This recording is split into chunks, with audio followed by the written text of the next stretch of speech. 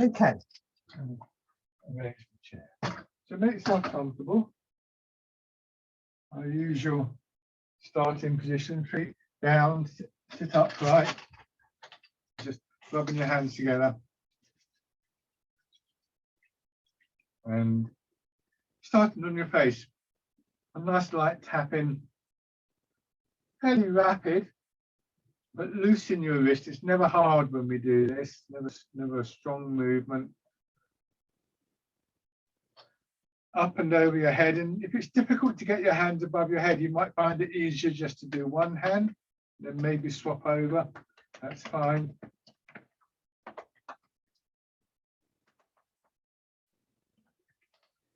And then go down to one shoulder. Again, if it's a strain to get your arm there, then just support your elbow so that there's less weight on the arm itself. And then go down the inside of your arm, not the outside.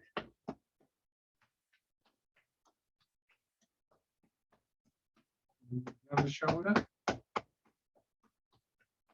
And your arm.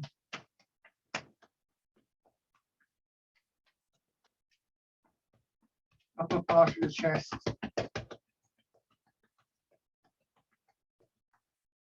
And your belly.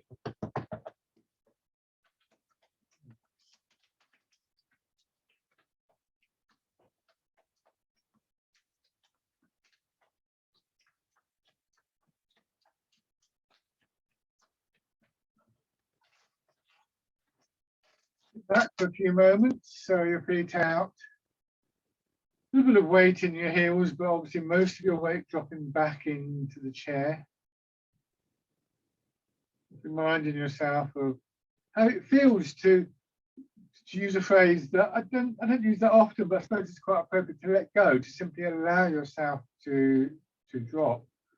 And that's quite a difficult thing to do, and even more difficult when we come to the upright movements and the standing movements, of course.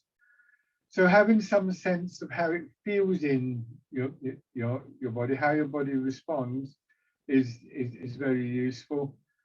In particular, this sense of gravity pulling you into the chair. It always feels to me as though my shoulders are sort of going back like that. It's going from this position to that position.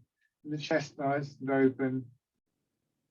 And you can think about your breathing if it helps. I've talked before about this deeper breathing. So that if that works for you, hands on your belly and just feel the gentle rise and fall of your belly and your hands as you breathe in and out.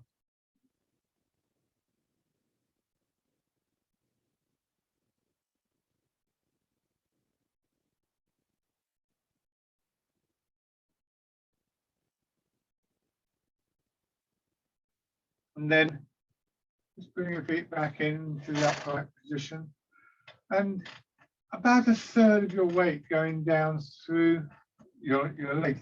And again, this is quite interesting because in a chair, we're less likely to stiffen up in our knees or our ankles. Very, very common, especially if you feel a bit unstable on your feet for some reason or another, when you're standing, to sort of like really clench and tighten up joints like your knees, which creates pressure in them. So try not to do that. And just, again, get that feeling of a sort of softening in your legs in general, so they feel a bit kind of springy, that feels as though somebody were to come behind you and gently push you forward, you'd kind of bounce back a little bit. Similarly, your hips and your lower back, let the chair take your weight. Don't try and hold yourself in a particular position. And then up into your shoulders just dropping down. And gradually, as we release a lot of that habitual tightness and stiffness, we become aware of this stronger feeling within the body. So once again, it's good to just remind yourself that that's there. The possibility of, if you like, completely letting go, but still being supported.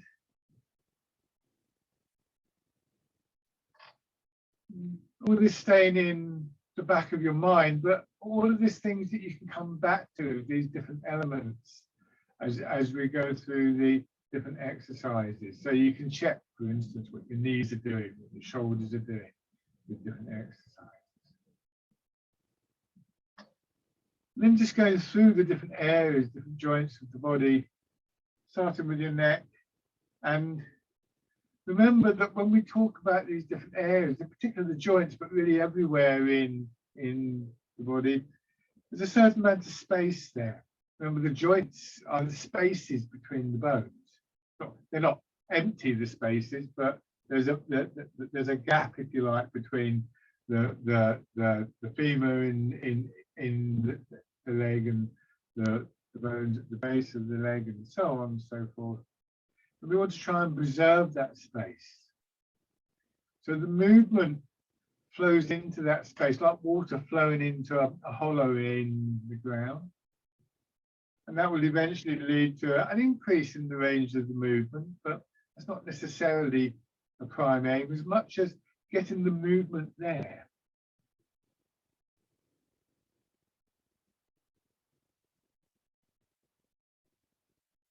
And hands in front of your shoulders. Remember, when we sort of use terms like movement, we actually mean both the movement you can see, what I tend to label sometimes as the choreography of the movement, but also the feeling of movement, the flow, the energy within the body.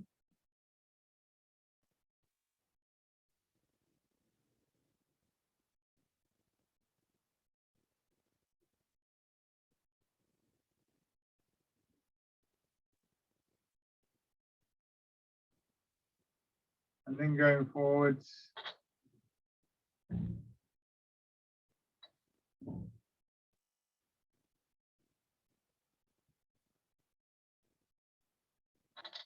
So again, making sure you're not straining or pulling on the joint. And then hands down to your sides. Turn your hand palm forwards and just rotating. So your elbows are out a little bit. A smooth rotation into the shoulder joint. And again, don't force this movement. Don't get to here and sort of start straining.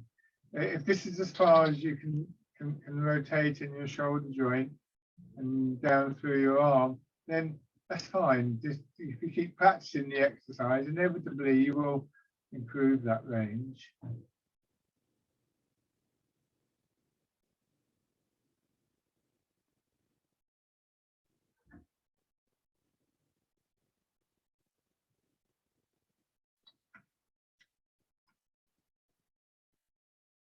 And then winding around.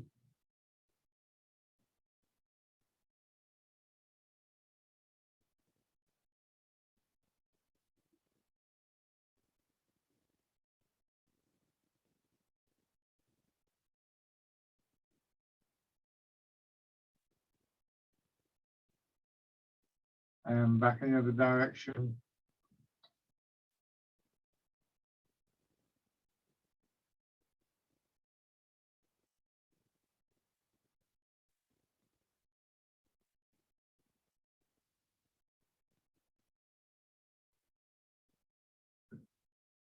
Then once again, tilting forward and just trying to feel that gentle increase in pressure in your legs.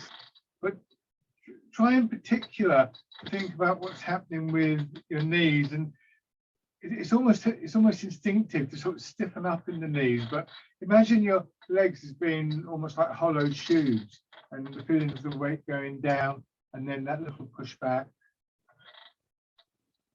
And it's quite difficult to, excuse me, it's quite difficult to get your knees to relax in any posture. So sometimes what I do is I'll concentrate on one knee, and as I go forwards or as the weight goes in, I just really make an effort to get it to relax there.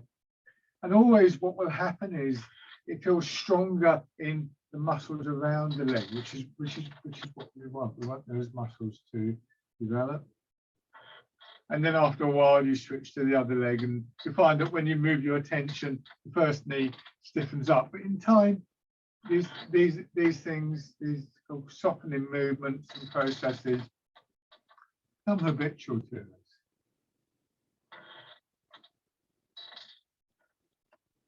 And then turning a little bit.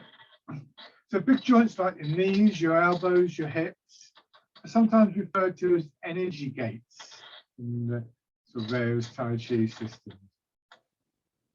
We know that if we've got a stiff knee or shoulder, something like that, our mobility is always going to be affected. But again, that works both inside and outside. So, if you've got a garden with a gate and the gate is rusted up, it affects your ability to pass through it. So it's quite an interesting image. So we're trying to just have the gate open a little bit. And turn. So it's important to have a sense of where the limits of the soft movement are for you. Not straining, not pushing hard. How far can you go before you reach that sense of fullness in, for instance, your knees or maybe your whole leg or something like that? It's like blowing up a balloon. You blow it up to a certain point, but you kind of know not to blow it any further or it bursts.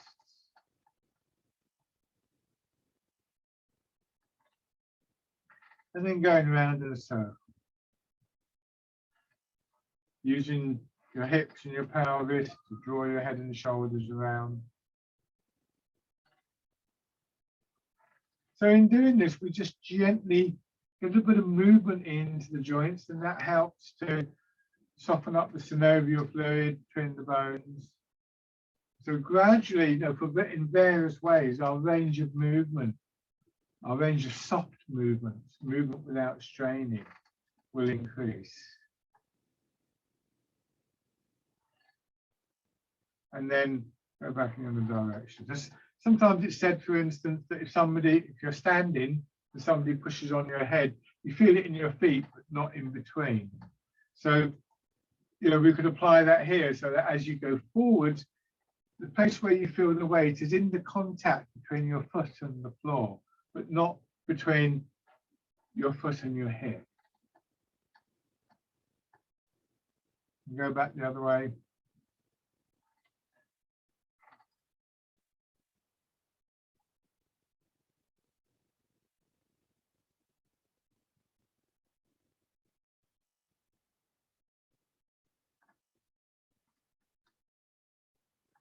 Sit back and slightly to one side so you can raise the opposite leg, raise your heel and your toes and just push out. The knees still bent, so don't go for a big long stride here. And I'm not saying you should never do that, it's just that this exercise is really about getting a measure for how far we can get the foot to go without that straining. It's still quite strong in the muscles of the legs, you will feel it. So.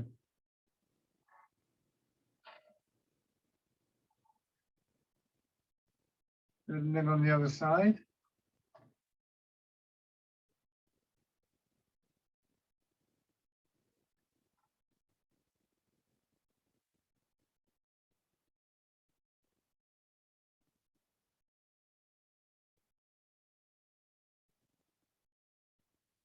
And then alternating from side to side. So now there's that little shift across.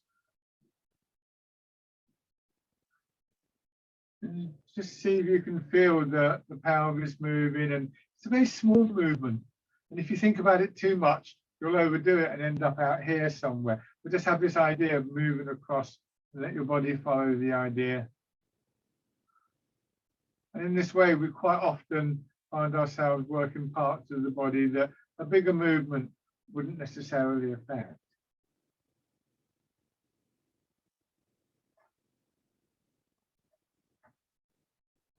Okay, and then and that idea of the spaciousness within the joints should continue all the way through the different movements that we do. We do bird folds its wings, things like here, for instance, when we do pigeon spreads its wings, it shouldn't be a a stiffening, a straining in our back or in the joints of arms. You may well feel that the muscles are working harder. When our arms are up here, for instance, I leave this one hand here, you'll notice my elbow's hanging down. It's not this. Here, I can feel the pressure in my elbow and in my shoulder. If I extended it out, I can now feel it in my wrists and my fingers. But as soon as I do this, that pressure's off the joints, but it's making the muscles work harder. I mean, in time they'll obviously condition. But if at any point, if we're doing, say, pigeon spreads its wings, and your muscles start to really ache, drop them down, give them a shake, just let the blood flow through them again. Otherwise, you'll end up compensating by stiffening up the joints. So, sitting back, rotate your arms again, and ease forwards, and push back. So although it's quite useful to look at these individual parts of the body, our main approach in Tai Chi is an holistic one, the whole body, whole person, body and mind and movement, energy, working as one unit.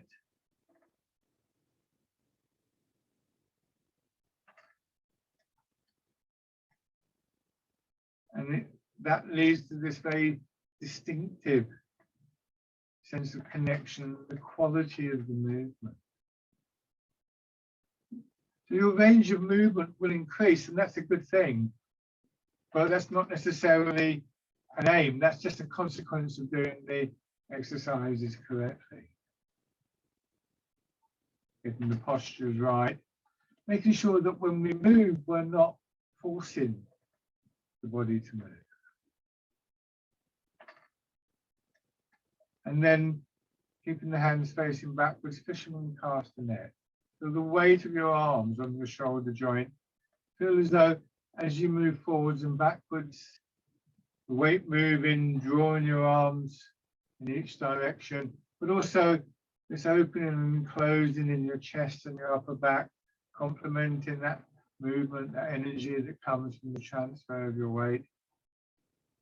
So gradually your arms swing a little bit more, and in the shoulder joint, it feels almost like in that movement of the ball in the socket, it's almost massaging the inside of the joint.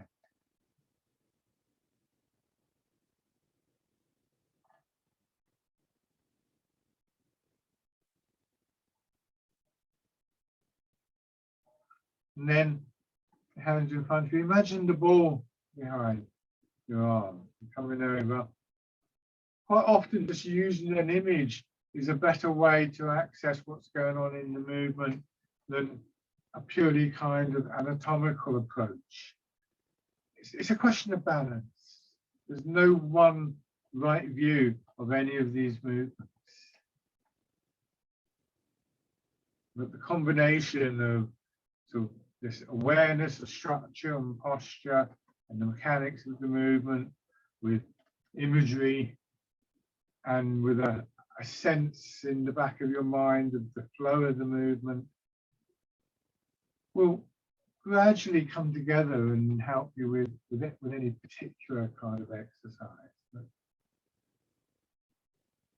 eventually, you'll find it's just this movement.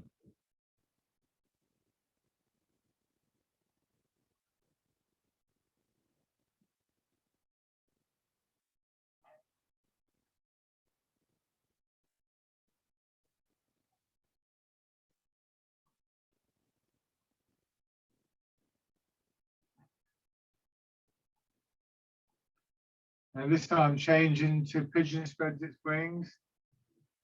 Feeling the muscles across your upper back contracting, like the shoulder blades are sliding together. And then as the chest folds in, the shoulder blades being pulled apart. Observe that. Don't try and make it happen, because almost if you start doing that, you'll just stiffen up in your lower back.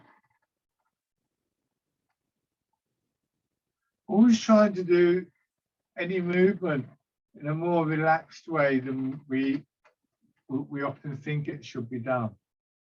As much as possible, not stiffening up, and maintaining this quality of movement as though we're moving through water.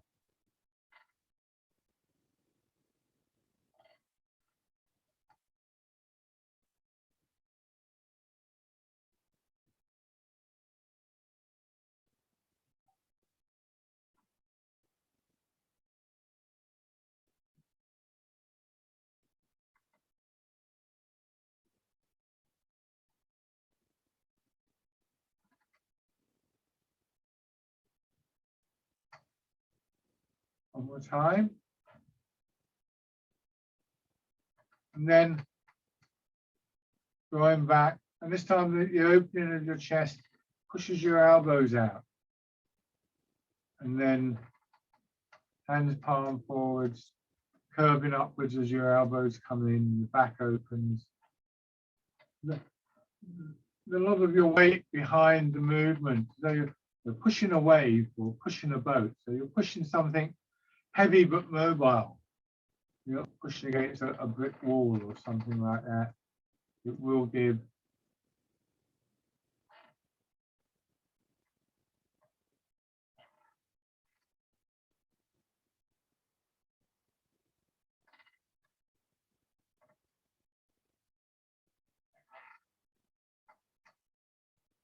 one more time.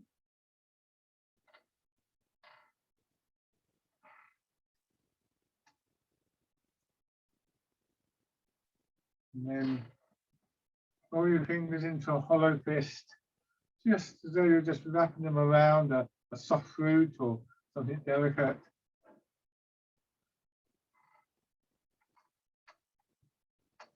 And from here, you see my hand just palm up.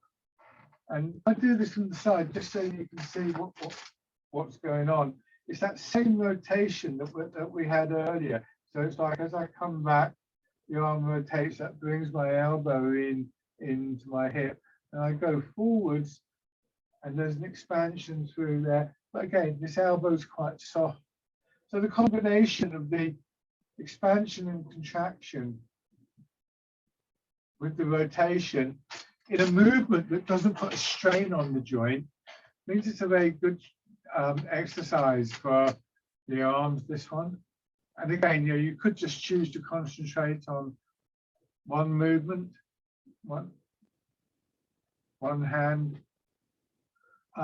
If for some reason or another, one side is weak, don't hold the hand and sort of pull it forwards and backwards because you'll miss the detail. What you can do is, again, you can support the elbow. I'll show you from the side.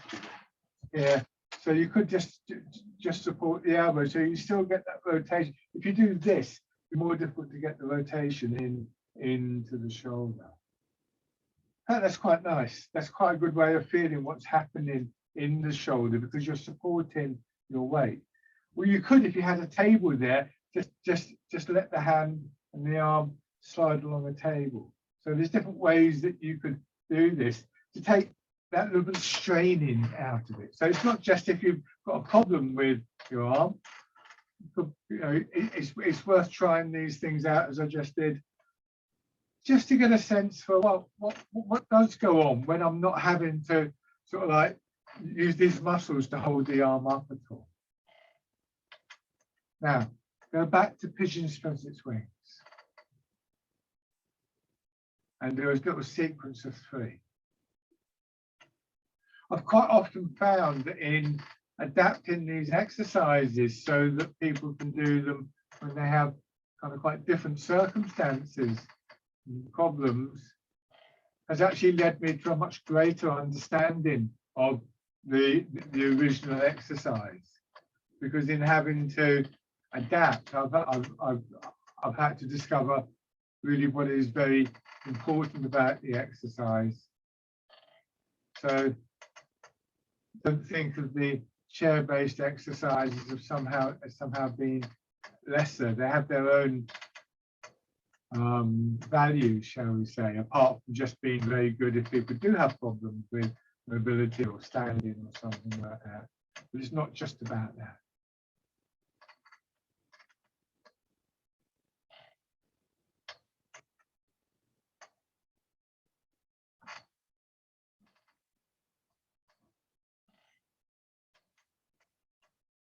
just feeling the transition from one movement to another.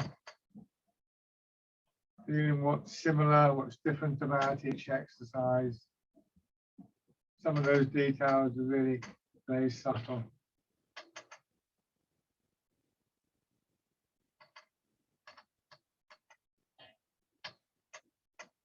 Now, one more round.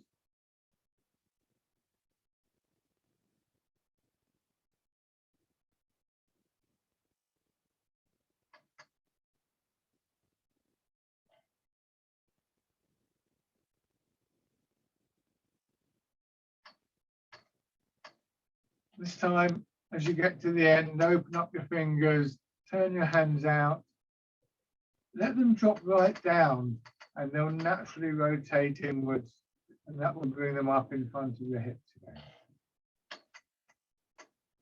Again, feeling what's happening in your chest and your upper back with a slightly stronger rotation. And again, try and make it through the whole of your arm here. The rotation is from here, taking some of the emphasis away from your wrist, but still using the wrist.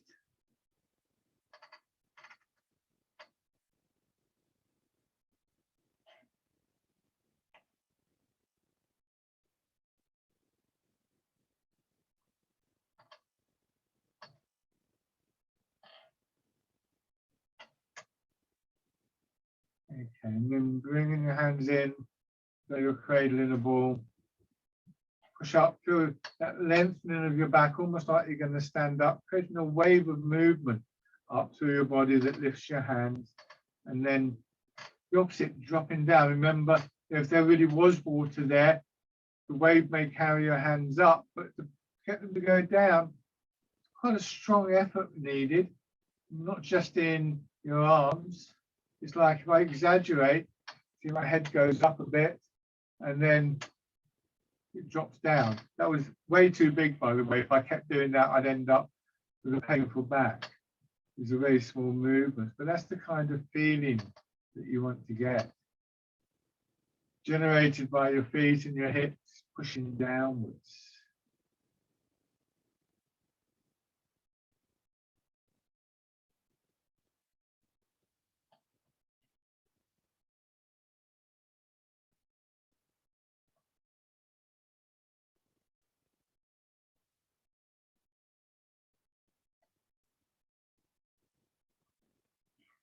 And then change into the wild goose.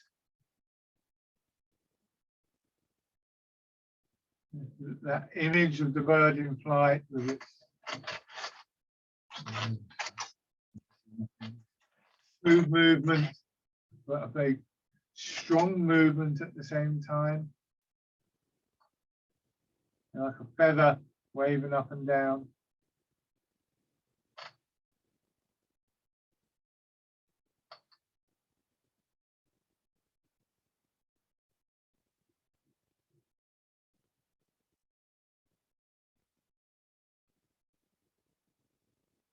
But again, I can just do it with one arm and I'll exaggerate. The expansion comes up through your body, your elbow goes out a little bit. So it's like you're pulling up from there, soften your elbow and your wrist, but the elbow begins to drop. And so we get that fluid movement out. Kind of almost like if you've got a scarf and waved it up and down. And this is an exercise where people often say their arms start to ache. And as long as that's things like these muscles here, obviously you don't want them to ache too much. You don't want them to stiffen up. But it does mean they're gradually being conditioned to support your arm. And that too takes pressure off the joints.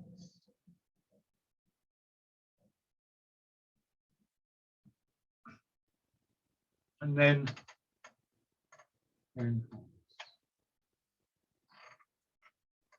part in the clouds. This time your arms and your hands are edge on, so they're cutting through the water. That's the image that you're using, which means that again, I'll do this with one arm. It comes up and round about here, it's going to rotate. So that's the little finger edge cutting through.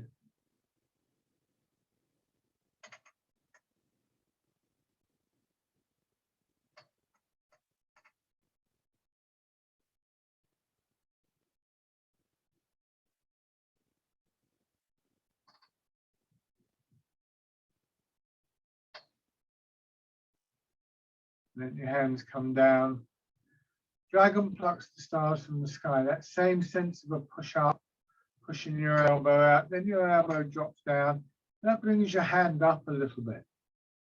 And then you wrap your fingers around, again, a hollow fist, rotate and pull down. So the same thing on the other side. You'll notice that at the moment, I'm not going as high as I often do in this exercise. And that's to really give me a chance to focus on how I can get my arm to move in this way with a minimum of straining in muscles and joints, tendons and ligaments. Use more of the body in any one particular movement. And this increased sense of connection, using the whole body the whole time, very much a characteristic of Tai Chi movements, Qigong movements.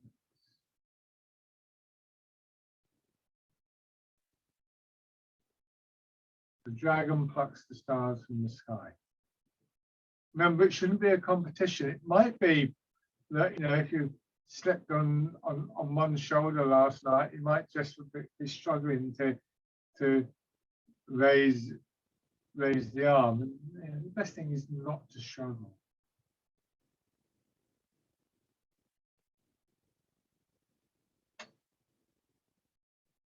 Let's do one more of these.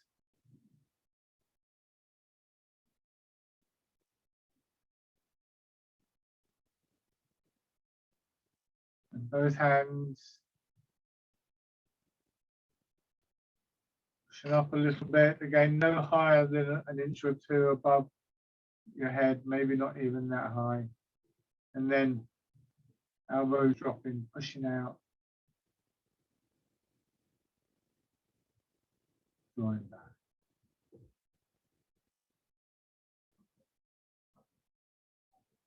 Pushing up, and this time when you push out, a very gentle turn, a very slight turn in your hips should be enough to push the hands out at this angled position and then back. Just be aware that that rotation that you're making can be quite strong in your shoulder joint. Don't be surprised if you feel something working there, or you wake up tomorrow morning a bit stiff in your shoulder.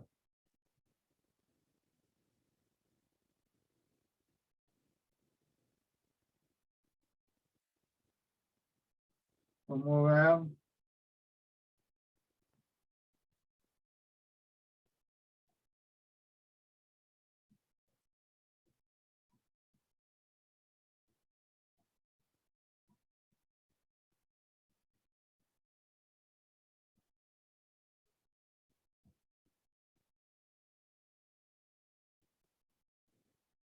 Now extending one foot, knees still slightly bent. So as we go into scooping the sea and looking at the sky, you tilt forward again. Feel as though your heel is being pushed into the floor, but no straining in the knee. Drawing back. As you go forward, feel the counterbalancing movement, the pull on your hips seeming to be pulled back into the chair, which in fact is happening because gravity will be doing it for you. Be careful with this one, don't overdo the movement forwards. As always, listen to your body, go as far as you feel is appropriate. And remember, it's not just how far forwards you go, but can you come back up again?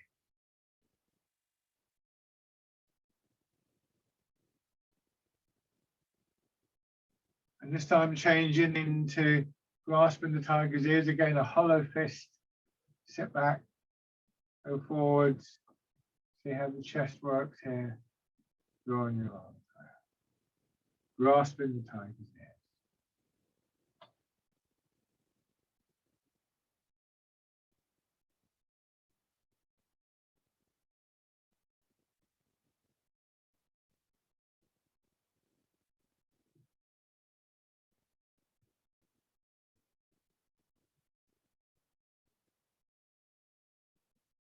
And this time changing over. So the same two movements on the other side, scooping the sea, looking at the sky, getting careful about where you placed your foot.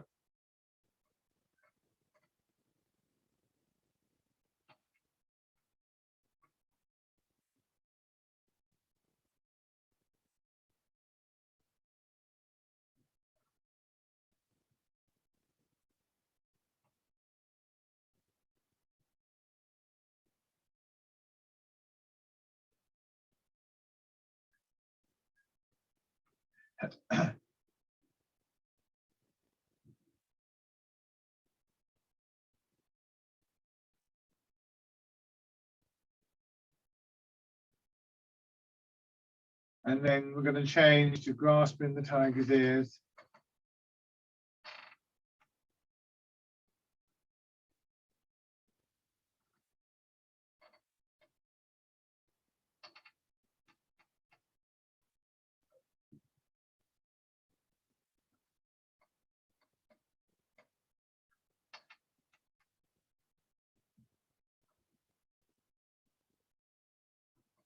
One more time.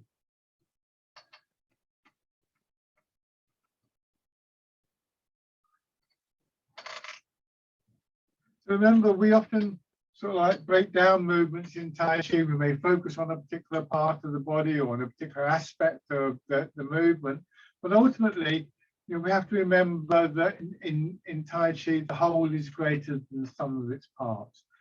It's not just this part of the body or that part of the body or your mind or whatever doing work. The effort is spread around the whole of the body in the way that some arched buildings are. Or I've talked before about a tent.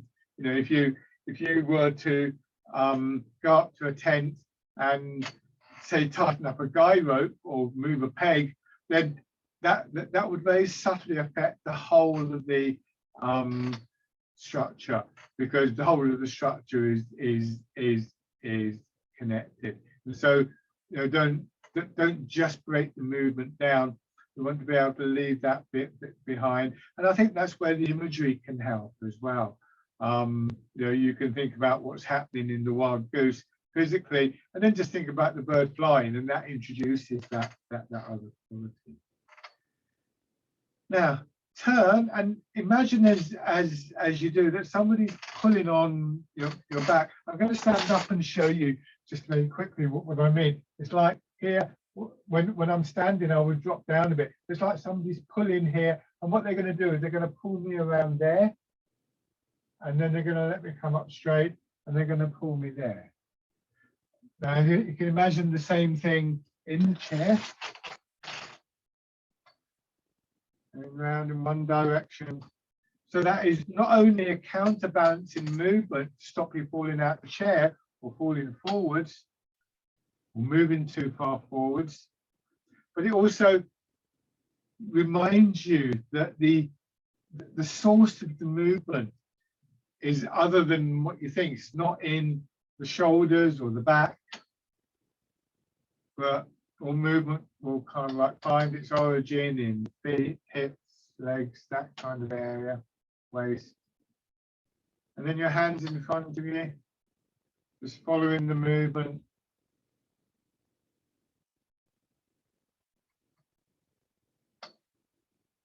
And imagine that your hands are on a table. So it's quite a slippery table, quite a shiny table. So as you go forwards, that movement will push your hands out a bit, and then they come back in, change direction. So this exercise is actually called polishing the table.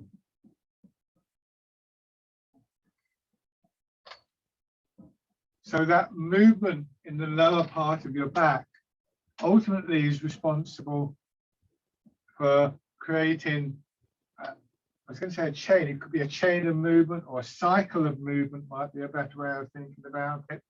It's going to move your fingertips. So here's a lovely smooth feeling of movement all the way down through your arms and your fingers. And if you're not overdoing the movement, see if you can feel that in your spine as well, your back. Almost like your back were being very gently massaged.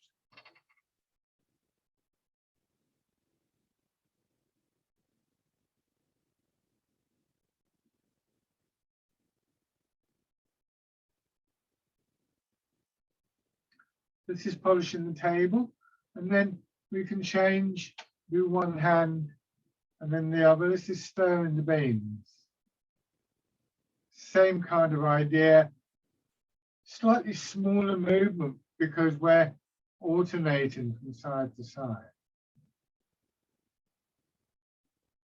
Don't have your hands too high. And again, imagine them resting on the table. So you're not actually having to strain to hold the weight of the arm.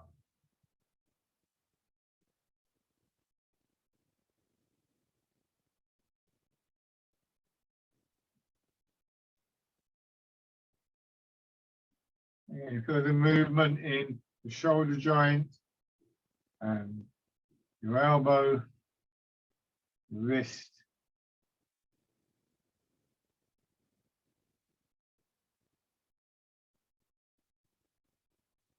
One more time. And rest.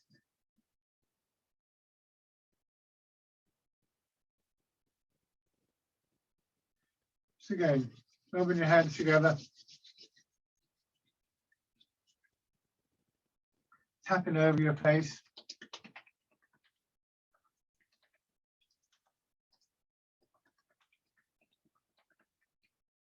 Over your head and neck.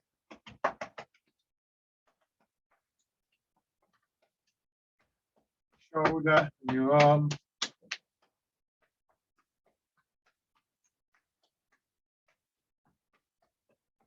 On the side.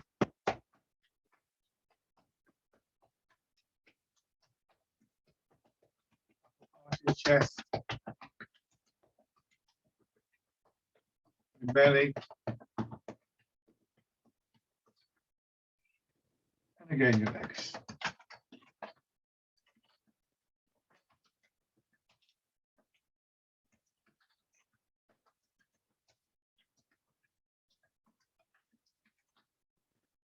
Lovely. And then stand. Unless you're tired, you know, if you fancy, if you'd rather just stay in the chair, then fine. So we can offer a lot of detail about posture and things like that in Tai Chi, and I've done that in the past. It's perfectly reasonable to do. But you might want to try also, particularly people with your experience, you absorb some of the detail, and probably more than you think you have. So take the feeling that we have in the chair, that sense of being supported, and see if you can find it, and see if you can just let your body find it for you, because if it depends how much you've managed to absorb of certain habits, and it's always going to be variable. So in the past we've done this exercise where we just rock our weight forwards and backwards to look for the middle point. It's like if I take this stick and I have it there, I can do that with it, and it goes through the midpoint and oops, falls. You get the idea. If I could somehow keep it here, I don't know if I can. It's very difficult, but in theory, I could sort of hold it so that it was upright. And in the same way, the potential is there to do that with your body, and that's when we find that position, our weight goes straight down into our feet. So then we can move from the sort of habitual posture that we have, which is something like this. I see my knees are pulled back. And can you see what it's done to my back? I go from this to this, and it's kind of strained my back and my hips and so on and so forth, to this, where the weight is dropping down and hopefully going through the legs. And this is where what I was saying about the knees becomes quite difficult. You have to work on it for quite a while, but your body will just quite naturally condition. And again, just trying to have that sense of the whole of yourself being supported and being part of the support mechanism. Obviously, some are more relevant than others. You know, you're standing up, so your feet are obviously important. And if you have an arm that's a bit achy, that will affect it, but it won't be as drastic. And then just sinking down, letting your center of gravity drop even lower and pushing up. Here we can feel the expansion, contraction, the wave-like movement working for us.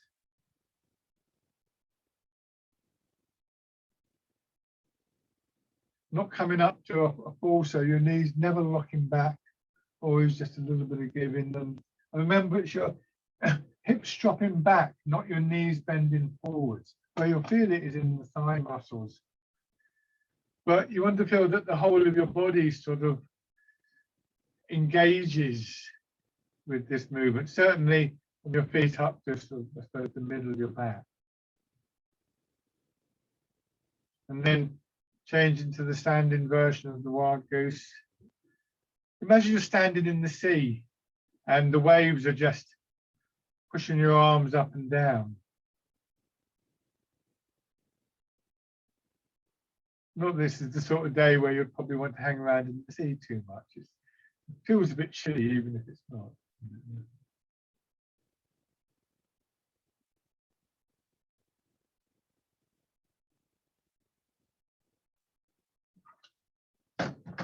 My hands are just and then parting the clouds.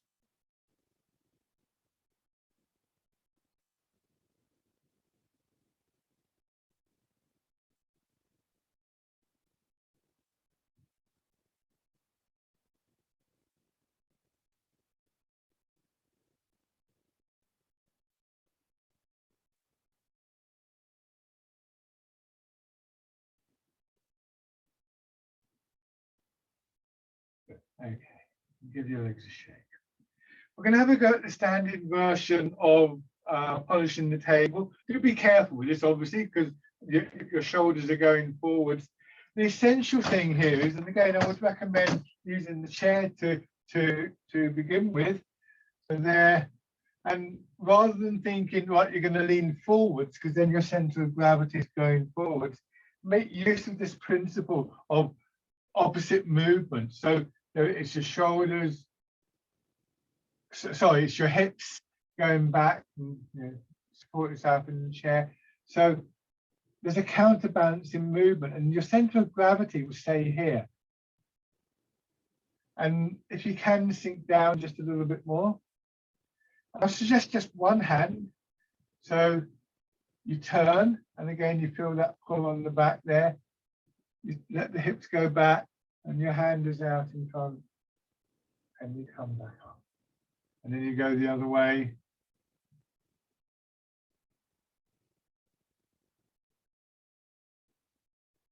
If you feel stable enough, you can use both hands or swap over. Think, don't get so caught up in the shape of the movement, in the choreography of the movement, that it dominates and you don't get a sense for what's happening within the movement, what's happening within the principles. And it's this counter movement and this awareness of how, again, your whole body is engaged. That is really a very distinctive quality in Tai Chi. I'll show you what I mean by that in a moment.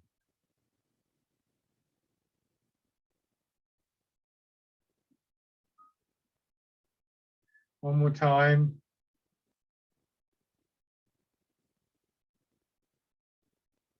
Polishing the table. Shake out. So again, if I get this whole, then if that's the upright position, if where my hand is down there is where the hips are, if I just do this, the pole falls over. But if I do this, if I move this back, the ball pivots and it does that. Oops, a bit wobbly, but there you go. There. And to come back upright, if I strain there, it's going to be quite difficult. But all I've got to do really is just press here and it will come to the upright position. So this is like where your hips are. It's a short lever. It's shorter than the pole, so it's not always the most efficient, but you get the idea. So that holistic view shows us how to make movements that can be quite difficult, you know, tilting forwards in a very different way. Now have one foot forwards. Now, regardless of the movement that we're doing, that is always there. So as you transfer your weight forwards and backwards, still feel that pull there. A very common habit would be to do this. But that puts all sorts of strains on the body and can also lead us to sort of overbalance. The movement works from the ground. You can see my weight moving from one leg from front to back and then to the front again. My body following that pattern. My upper body just sitting on the hips for the moment. And then you can begin to raise your toes, your heel a little bit, so more of your weight going into the leg. And this is where you want to try and think about that softening of your knee joint and your ankle and your hip. But if it's important to you, you could just maybe do this exercise for a few minutes on your own, concentrating on one knee and what can happen, and have the chair there so you can rest there and think, well, what can I do to release the tightness in the knee, and so on and so forth. And then if you're ready, just stepping in.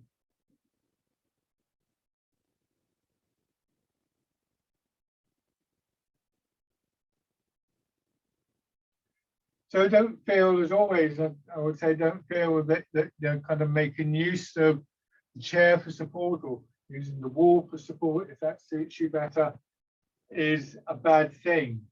I would recommend it to anybody doing Tai Chi, regardless of whether they needed it or not, because there's always interesting things to find out. And then on the other side. And of course, eventually, what you learn with the support, you learn to do without the support. So as your weight moves, as I move forwards, what I want to feel is that my foot, in particular the ball of the foot, is being pushed into the floor a little bit more strongly. But down here through the leg and the knee and the ankle, all I feel is a kind of filling up and a movement, not straining. Just raising your toes and your heel. That's difficult, by the way. I mean, the sort of stuff I'm trying to tell you is quite advanced stuff. I mean, and you're all quite experienced players of this art, but you won't get it every time. It's an ongoing process, this one. Stepping in.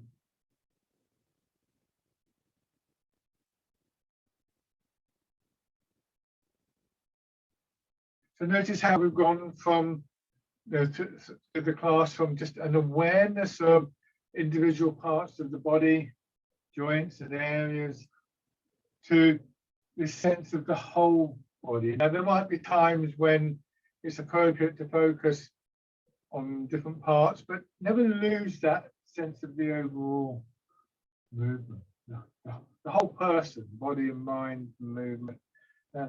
Taking a few steps forwards or backwards if you're comfortable with that.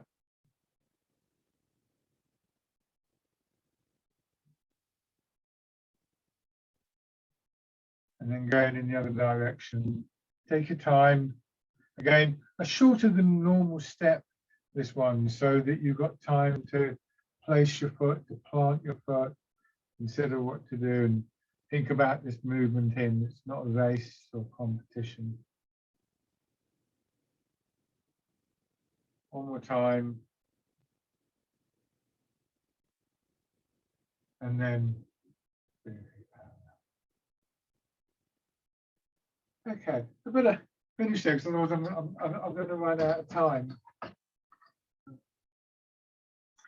One of the things that always interests me in classes is that if I've particularly this time of year when people are away, there's less people around. I've got a smaller group as I have today, and quite often a group of people more experienced, and you might expect to do sort of like more complicated exercises or something like that, but more often than not, when I teach a class that's a little bit more advanced, I suppose you could say, I end up doing less exercises because that's often the way that you kind of do less, and you how can I put it, you go more deeply into the individual exercises, and there's an endless fascination, I think, with that process of adjusting our viewpoint with Tai Chi and working with the insights that we actually get from that. There's a benefit to the mind, I think, in doing that as well, because this drawing together of your thoughts, this gathering of your thoughts into these very subtle aspects of the art also helps to develop a real calmness in your mind. So wait a little bit forwards, hands dropping down to your sides, feeling the weight of your arms again, resisting the urge to sort of like hold them out or anything. We don't need to with this exercise. And then embrace tiger and return to mountain, pushing up, your arms wrapping around as though they're holding the ball against your chest. Drawing your hands in and dropping down. And that feeling of settling again, that quiet space before you start the movement over again.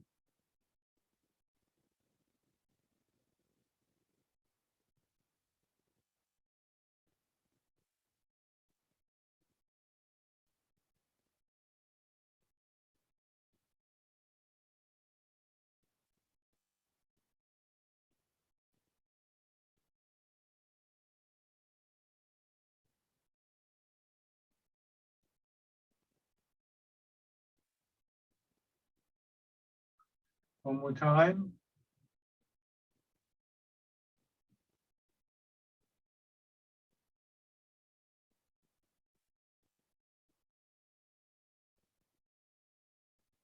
And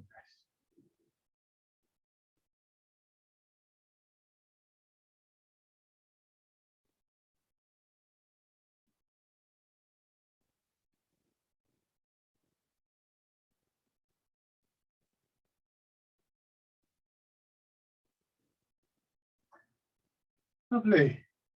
Thank you very much, everybody. Probably talked too much in that session, but it's quite interesting to break these movements down.